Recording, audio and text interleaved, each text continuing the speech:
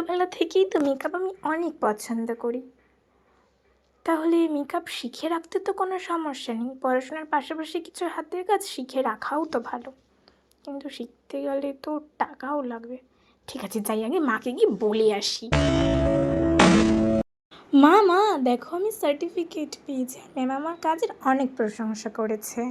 ঠিক তারপর থেকেই শুরু হলো আমার প্র্যাকটিস। তবে সেই সময় কিছু টাকার সমস্যা থাকার কারণে খুব বড় বড় মডেল বা ডিজাইনারের কাছ থেকে ড্রেস আমি নিতে পারিনি, নিজের ওপর নিজে প্র্যাকটিস করতাম।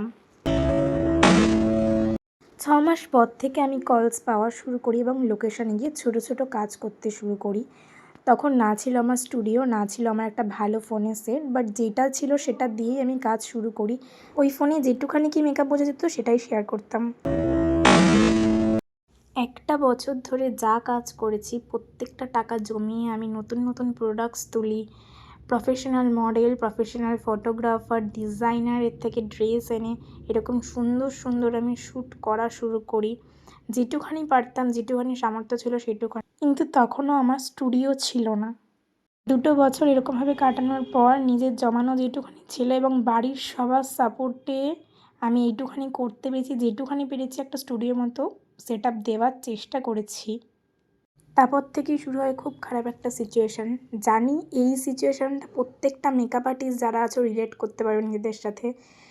নিত্য নতুন কল আসা স্টার্ট করে এবং ক্যান্সেল হওয়া স্টার্ট হয় বুকিং।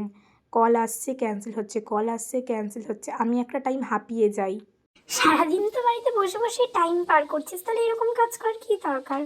2 টাকা ইনকাম নেই, 10 টাকা খরচ। কি এমন কাজ যাতে প্রোডাক্ট কিনে টাকা শেষ হয়ে যায়, হাতে কোনো টাকাই থাকে না? হ্যাঁ, তারপরেই শুরু হয় এই কথাগুলো। কিছু কিছু কাছের মানুষ, রিলেটিভসদের কাছ থেকে এই কথাগুলো শুনে শুনে আমি ক্লান্ত। তবে হ্যাঁ, আমি কিন্তু থেমে থাকিনি।